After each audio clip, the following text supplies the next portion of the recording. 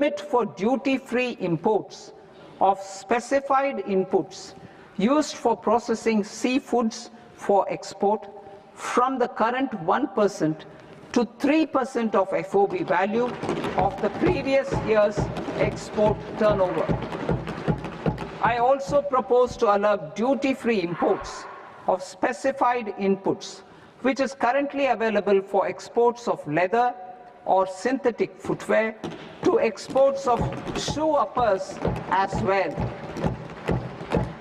I propose to extend the time period for export of final product from the existing 6 months to 1 year for exporters of leather or textile garments, leather or synthetic footwear, and other leather products. Energy transition and security. I propose to extend the basic customs duty exemption given to capital goods used for manufacturing lithium-ion cells for batteries to those used for manufacturing lithium-ion cells for battery energy storage systems also. I propose to exempt basic customs duty on import of sodium antimonate for use in manufacture of solar glass. Nuclear power. I propose to extend the existing basic customs duty exemption on imports of goods required for nuclear power projects till the year 2035 and expand it for all nuclear plants irrespective of their capacity. Critical minerals. It is proposed to provide basic customs duty exemption to the import of capital goods required for the processing of critical minerals in India. Biogas blended CNG. I propose to exclude the entire value of biogas while calculating the central excise duty payable on biogas blended CNG. Civil and defense aviation. I propose to exempt basic customs duty on components and parts required for the manufacture of civilian training and other aircrafts. It is proposed to exempt basic customs duty on raw materials imported for the manufacture of parts of aircraft to be used in maintenance, repair, or overall requirements by units in the defense sector. Electronics. To deepen value addition in the consumer electronics sector, I propose to exempt basic customs duty on specified parts used in the manufacture of microwave ovens. Special economic zone.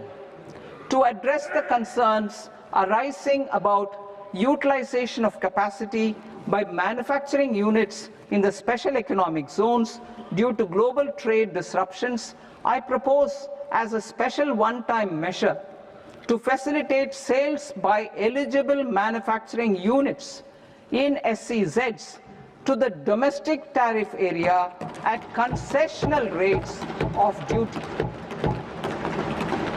The quantity of such sales will be limited to a prescribed proportion of their exports. Necessary regulatory changes will be undertaken to operationalize the measures while ensuring level playing field for the units working in the DTA. Ease of living. To rationalize the customs duty structure for goods imported for personal use, I propose to reduce the tariff rate on all dutiable goods imported for personal use from 20% to 10%. To provide relief to patients, particularly those suffering from cancer, I propose to exempt basic customs duty on 17 drugs or medicines. I propose also to add 7 more rare diseases for the purposes of exempting import duties on personal imports of drugs, medicines, and food for special medical purposes used in their treatment. Customs process. India's role and share in the global trade is poised for a major leap. in line with our ambition and journey towards Vikasit Bharat. In this regard, I propose many measures for custom processes to have minimal intervention for smoother and faster movement of goods and greater certainty to the trade. Trust-based systems. I propose to enhance duty deferral period for Tier 2 and Tier 3 authorized economic operators, known as AEOs, from 15 days to 30 days. I propose to provide eligible manufacturer importers the same duty deferral facility. This should encourage them to get themselves accredited as a full-fledged Tier 3 AEO in due course. To provide greater certainty and for better business planning, I propose to extend validity period of advance ruling binding on customs from the present 3 years to 5 years. In the spirit of the whole of government approach,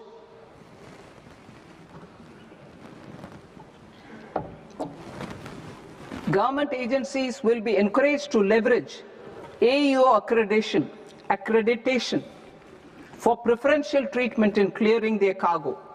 Regular importers with trusted long-standing supply chains will be recognized in the risk system so that the need for verification of their cargo every time can be minimized. Export cargo using electronic sealing. Export cargo using electronic sealing will be provided through clearance from the factory premises to the ship. For import of goods not needing any compliance, filing of bill of entry by a trusted importer and arrival of goods will automatically notify customs for completing their clearance formalities. This will enable goods to be released immediately on arrival. The customs warehouse framework will be transformed into a warehouse operator-centric system with a self-declarations, electronic tracking, and risk-based audit. These reforms will move away from the current system of officer-dependent approvals and reduce transaction delays and compliance costs. Ease of doing business. Approvals required for cargo clearance from various government agencies will be seamlessly processed through a single and interconnected digital window by the end of the financial year. Processes involved in clearance of food, drugs, plant, and animal and wildlife products, accounting for about 70% of interdicted cargo, will be operationalized on this system by April 2026 itself.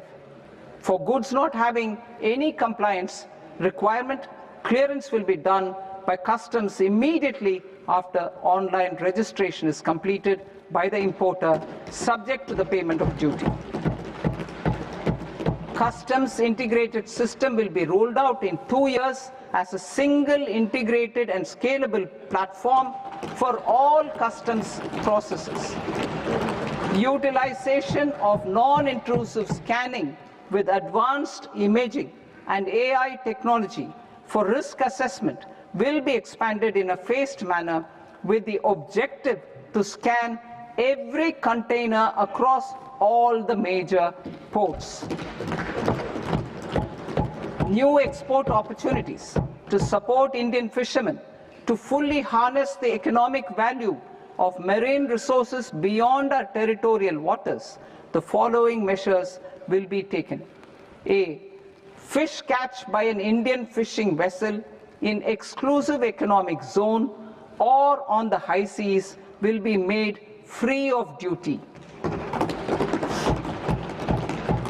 Landing of such fish on foreign port will be treated as export of goods. Safeguards will be put in place to prevent misuse during fish catch, transit, or transshipment. To support aspirations of India's small businesses, artisans, and startups to access global markets through e-commerce, I am pleased to announce complete removal of the current value cap of 10 lakh rupees per consignment on courier exports. In addition, handling of rejected and returned consignments will be improved with effective use of technology for identifying such consignments. I propose to revise provisions governing baggage clearance during international travel to address genuine concerns of passengers. The revised rules will enhance duty-free allowances in line with the present-day travel realities and provide clarity in temporary carriage of goods brought in or taken out. There are honest taxpayers who are willing to settle disputes by paying all their dues, but they get deterred due to negative connotation associated with penalty. They will now be able to close cases by paying an additional amount in lieu of penalty. Honorable Speaker, sir, with this, I commend the budget to this august House. Jai Hind.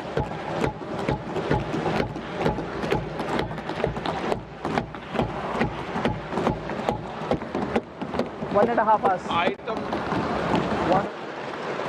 Item number 3, माननीय वित्त मंत्री जी.